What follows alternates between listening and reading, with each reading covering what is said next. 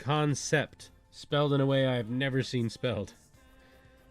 Thus a concept which has its place exclusively in the mental, geistig, sphere. It constitutes itself in our everyday meaningful experience as the experience develops in our historically determined being. So in a manner of speaking, we can take for granted that by natural in this case, we mean that what passes for natural between people, given that they are at least attributing to nature their behavior. I don't think that's really what he means. I think he's saying that we can, for the time being, accept a certain conceptualization of what is... Because this nature, by the way, is capitalized. This is capital in nature. And that's, of course, what is being studied in these positivist sciences. But if you're going to question the positivistic sciences, you're going to be doing it from the life world realm. And you're going to need to be able to take elements of that life world realm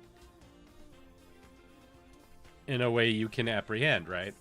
And so doing that might mean seeing it as what is taken for granted as natural within the sphere of the practitioners of said sciences. And also, to some extent, practitioners of phenomenology itself as well, as it is being practiced upon those who are engaging in the physical science. All right. Let us take geometry for an example. When we, in our perceptual life world, direct our view by abstraction to merely spatial and temporal figures, we experience, it is true, solids. However, they are not the ideal solids of geometry, but they are solids as we actually realize them, with the same content which is the true content of our experience. This is apparently coming from Husserl in Crisis, page 98. There's also a note FF. I don't know what that means. I don't know what FF refers to. It constitutes itself in our everyday meaningful experience, as this experience develops in our historically determined being. Historically determined being. That rings like historically contingent to me. These things are happening around us because of the things that led to them. And the things that led to them presuppose themselves as natural to us. Natural with a capital N in this case, right? The flipping of the coin. That's the flipping of the coin. The happenstance of the whole fucking thing. The chance that takes place. By the way, the flipping of the coin thing within the Phenomenology of Otherness comes from Professor Crowley. That was Professor Crowley's contribution. That one's not actually my original work. Well, it might be. I don't know. Maybe he gets co-author status. He gets pretty much whatever he wants, I suppose, as long as he can figure out how to keep showing up for meetings. Although it's a dark year when the only person that seems to be maintaining things consistently is Professor fucking Crowley. Hello, Shreya. I heard that there was a gear. A gear broke. I don't think that means what you think it means.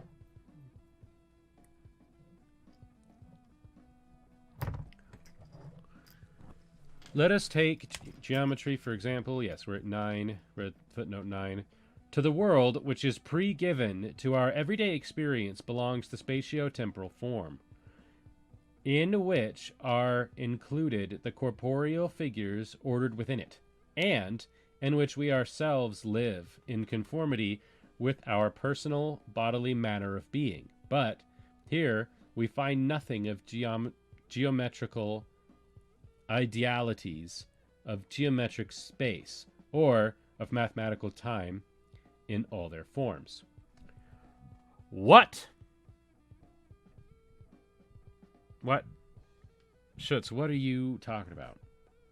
The world which is pre-given to our everyday experience belongs to spatio-temporal form, in which are included the corporeal figures ordered within it, and in which we ourselves live in conformity with our personal bodily manner of being. But here we find nothing of geometric idealities of geometric space or mathematical time in all their forms. Yes, we can use pure mathematics in order to find truths of the universe that the universe itself seems to lack. That's the point.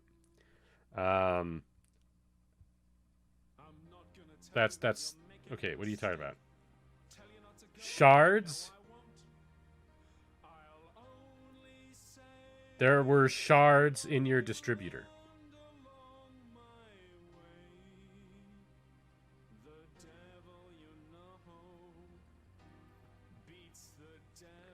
Most of reality is too complicated for pure math.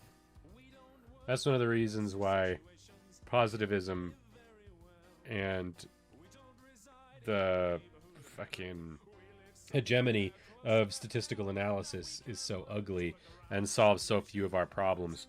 No matter how many numbers we throw at things, we don't seem to find any real answers. And that's because nobody's doing the kind of work that we do. Including me. Because I'm not able to get into graduate school as of yet. So there shouldn't be shards in your distributor. I mean, there's a difference between broken and shards in the distributor.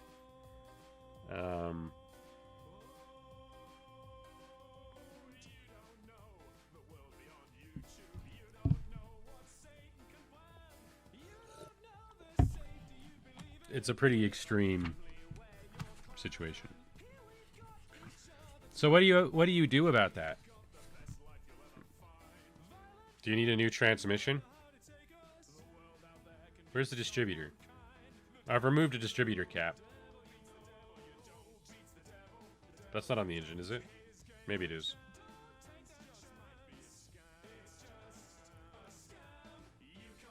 Replace the distributor. Well, it's better than replacing the transmission, I suppose. It's bolted to the engine. Okay. Does that count as on? Yeah. That's good.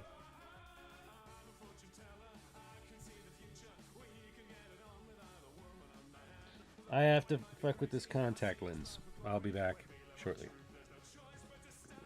In order to continue being confused by Alfred Schutz.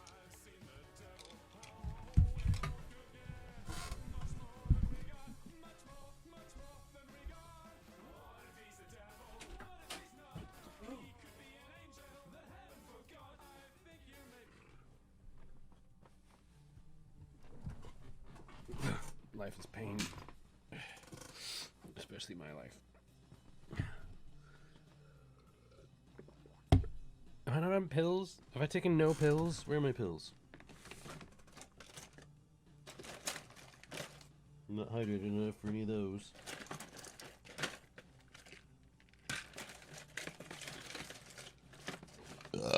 I'll die if I take that.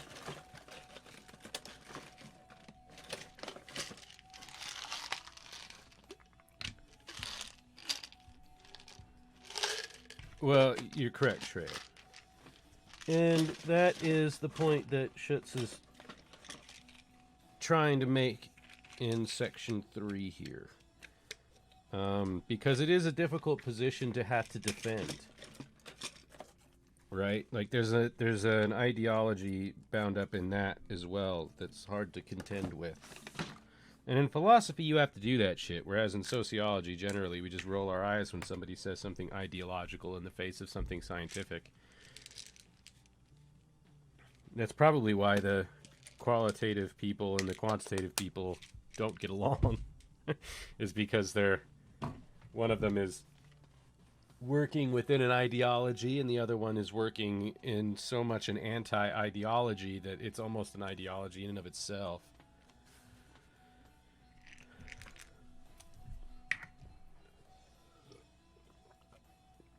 Drugs. When the gear that makes the timing accurate in your car, yeah, it breaks, yeah. Nope, you're not wrong. Friction is too complicated for mathematics.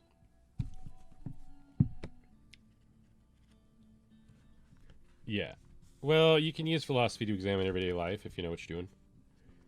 Or if you don't, in your case, but that's fine. It's better than not trying. Okay, where were we? We're at footnote 10. Concretely, empirical figures are given to us in our life world merely as forms of a material, of a sensory fullness. Thus, they are given with that which is presented by the so-called specific sense qualities, color, odor, etc. But pure geometry deals with solids in the corporeal world only in pure abstraction. That is to say, only with abstract figures, in a spatio-temporal framework, which are, as Husserl recognizes, according to Ibid, pages 125 FF. I think that means also from Crisis by Husserl, but page 125, I still don't know what FF means. Meaning figures. Meaning creations of the human mind. This is not to say that geometrical existence is psychological or personal existence in the personal sphere of consciousness. On the contrary, geometrical existence is of the same kind as the experience of meaning structures, and it is objective for everyone who is a geometer to understand geometry. Yeah, so we apprehend our world through what I'm still calling ideology. Schutz does not and probably never would. There would be several steps between Schutz, many steps between Schutz and fucking Zizek. And I'm doing a lot of Zizek right now for somebody who's never actually read Zizek directly. But ideology just happens to be the way that it's easiest for me to understand this. I think that what we're dealing with here is the system being mistaken for the object, right? What is a person? A person is a real American, and a real American is a person who acts and lives the way that I do.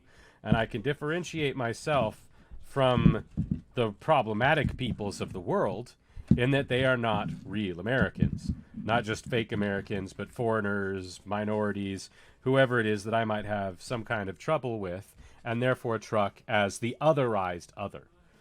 But I'm not necessarily recognizing that that is the rules of the geometer. I am suggesting that those are natural law, because that's how I'm apprehending the world, generally speaking, as the right-wing asshole that I represent in this thought experiment. But if we can take for granted that it is a pseudo-nature that we are building on a socio-normative scale, then we can examine it. And that's what sociologists do. That's the sociological imagination, frankly. But the reason that that's something that has to be considered is that the geometer knows the rules of geometry, but the person who is encountering the geometric object that exists in real life and won't live up to those expectations does not. And even if they did, what good would it do them? What if I knew all of Euclidean theory? Would that change my business card in any way? No. It would still be a flimsy piece of shit with rounded corners. Because it was cheap, motherfucker. In fact, I think it was $2.99 for the whole box. They used to just give them out for free as samples, but they quit doing that years and years ago. I wish that I'd have realized I wanted Lampe Creative to be a thing back when they were still doing those. I still have Order of 1,000 Hands cards because they were free, and that sucks. It's not so much that ideology is fake, or that ideology is not fake. It's that we deal in situations where we have to be willing and able to understand that we can separate out ideological format from actual objective reality. And that's what phenomenology aims to do. Husserl's project is about finding a means of scientific reductionism for the objectivity of real life. And the reason why that gets hard when dealing with other people is that, as was stated in the previous section, if you're trying to do that with a person, you are either acting within an ideological sphere that you share with that person, dealing with an ideological sphere that you don't share with that person, which makes them an otherized other rather than an equalized other, or an us, it makes them a them instead of an us, or you're completely discounting the personhood of the other and objectifying them in the same way that you do any other means of sensory apprehension. Another human being is no different from a book or a block of wood or a cloud. And none of these are ideal at all. So there are a series of problems that arise from this project that Schutz is explaining, and this is Schutz's answer to how it could be possible that we are addressing inobjectivity of scientific thought in regards to persons. Boy, that is a gross simplification. I don't feel comfortable with that simplification. I'm going back to reread question 3 again, because I've made myself very nervous. Can the assertion be justified that positive sciences have naively substituted idealities for the life world? By necessity. I would say that they wouldn't be doing their job if they didn't do that. But at the same time, is saying that not also accepting that abstraction has taken place and that calls into question how one-to-one it'll map on to the human experience, right? If you are performing scientific reductionism, there is a limit to the way that something, once it's been reduced in this way, can be applied to humans. And it can be inhumane to do so. Reducing human beings to numbers, quite famously. But the rest of the question... and thus have lost the connection with the basis of meaning in the view of the unquestionable success of the natural sciences, especially mathematical physics, in control of the life world. So, yes. The short answer is yes. The long answer is section 4. Or section 3. No, section 4, because section 1 asks the questions. Anyway, none of this matters. What matters is that the fundamental idea of modern physics is that nature is a mathematical universe. Its ideal is exactitude, which means an ability to recognize and determine the things of nature in absolute identity as the substratum of an absolutely identical, methodologically unequivocal, and discernible character. In order to achieve this ideal, physicists make use of measurement and the mathematical methods of calculation and formulae. In this way, it seeks to create an entirely new kind of prediction for the corporeal world, and to be able to calculate the occurrences in this world in terms of a compelling necessity. But on the other hand, the sensory fullness of solids in the life world and the changes of this fullness are not capable of being mathematized. Mathematized? Okay. And on the other hand, pre-scientific, intuitable nature does lack this predictability. In the world, predictable by our senses, changes in the spatio-temporal positions of solids, changes in the form and fullness, are not accidental and indifferent. They are dependent on each other in sensuously typical ways. The basic style for our visible intermediate world is empirical. This universal and indeed causal style makes possible hypotheses, inductions, and predictions, but in pre-scientific life, they all have the character of the approximate and typical.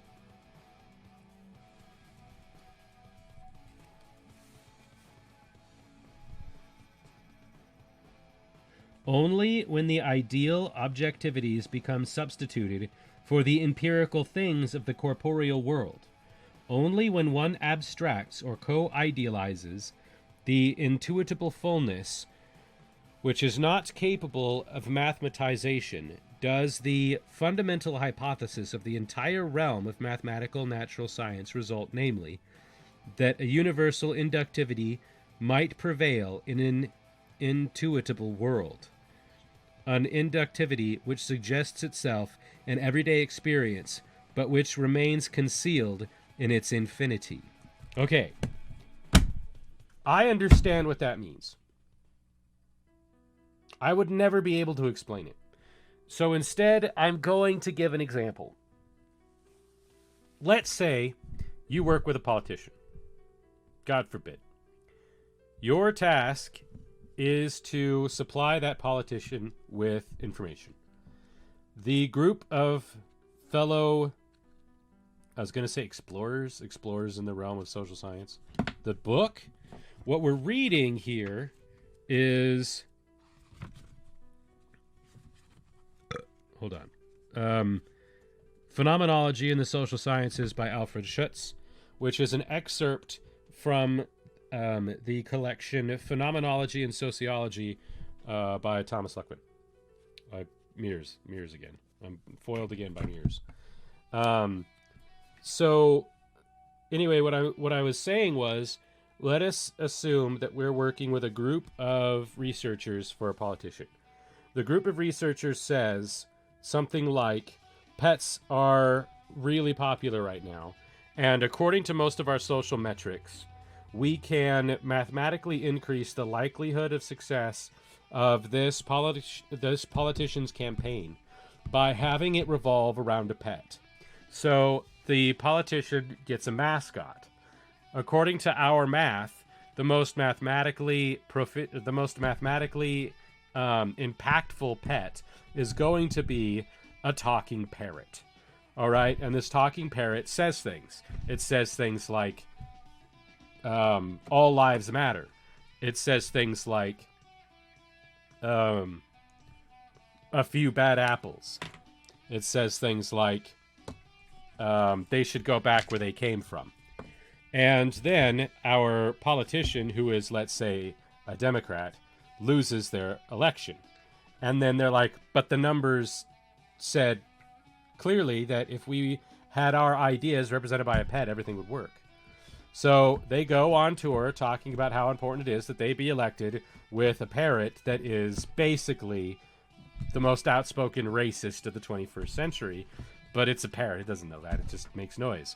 And all the people who were involved in pulling together all of the resources and doing all of the research are like, well, all of the numbers should have had this come out the way that we anticipated that it would. And perhaps there really even is a 12% increase beyond what there would have been for the globally recognizable political hypocrite, or as we call them normally, politicians, because they're all like that.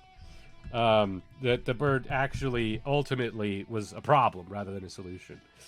But you can't reduce the human experience to the numerical reality.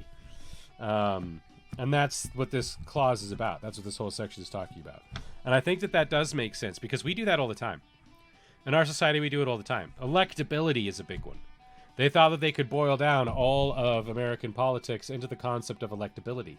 But electability is a draw toward a central point, and it is well known that that the most common voting public are far outlying 20%ers on either far distant side of the bell curve, right? Because the central 60% don't vote. The ones who vote are the ones who already have a horse in the race in the extremity. So trying to get people to vote down the center trying to draw in the 60% that don't vote turns off the 40% who do, who are juxtaposed on extreme opposite ends of the bell curve. So we know this to be true. And yet they can't stop themselves because the statistics have spoken. And surely the statistics must be right. And every time they prove wrong, they go right back to trying to use them to explain everything. And a lot of it has to do with the fact that they're the ones getting all the funding. If they'd give us some funding, we'd tell them all that we need to become socialists in order to survive because the planet is dying. And they don't want to hear that, so they're not going to pay us any money. They're going to pay the statisticians, and the statisticians have been giving them the same answers for 40 years, and it's never worked. Yeah. I think you can stop. I mean, there's more for Section 4, but you can be done, Schutz. We agree. Let's see. Did I get all the way through to the end of this paragraph? I must have, because I was talking about fundamental hypotheses. Okay. Mathematical and natural sciences. The natural scientist, in unquestioned tradition, accepts the inherent idealizations and unclarified suppositions as techniques. Ooh, that's a word. I don't even know what language that word is written in. I'm not even going to try. Without becoming conscious of the shift which the original living meaning of the aim to get knowledge of the world itself has experienced. This is also from Crisis. This whole section's on Crisis. In the process of mathematization of the natural sciences, Of the natural sciences, says Husserl, we measure the life world for a well-fitting garment of ideas. All right, we're going to go back to the top of that one because it was messy. The natural scientist, in unquestioned tradition, accepts the inherent idealizations and unclarified suppositions as techniques, without becoming conscious of the shift which the original living meaning of the aim to get knowledge of the world itself has experienced. In the process of mathematization of the natural sciences, says Husserl, we measure the life world for a well-fitting garment of ideas. Yes. In fact, that's the only way to do it. It sucks, but it's true. Not everybody can go through the whole process of developing the scientific knowledge that we have developed as a body of knowledge across history. You have to take lots and lots and lots of shortcuts and stand on the shoulders of giants who've come before you. That's the only way forward. It sucks, but it's true. And we also have to accept that that means that we're operating within spheres of dogma, because if we weren't, we couldn't operate. Right? Like, you have to know how to perform a surgery, but you don't have to know how the technique that came into that led to that surgery was performed. And if you did, you'd probably be mortified, because they probably cut open slaves alive or some horrible shit. Science.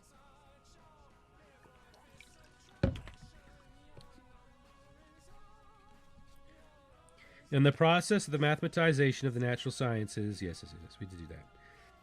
In just this way, we get possibilities for the prediction, which goes far beyond the accomplishments of everyday anticipation. This is why it works. This is why it works. Concerning the occurrences in the initiable life world. But everything that represents the life world to consciousness... Wait, what? Oh, that's a shame, because that sentence would have made sense. The life world to the natural scientists, as objectively actual and true nature, is clothed by the garment of symbols and disguised. The cloak of ideas has the effect... That's very close to saying ideology. The cloak of ideas has the effect that we take a method to be true being, in order infinitely to improve upon the raw predictions, which are the only ones possible within the actual experiences of the life world. But the proper meaning of methods, formulae, and theories remain unintelligible as long as one does not reflect about the historical meaning belonging to the primordial establishment. If you're just using tools and you don't know where they came from, then you're using them without being able to take responsibility for where they came from. and how they were developed, which also means that you are probably not in a fit state to defend their usefulness.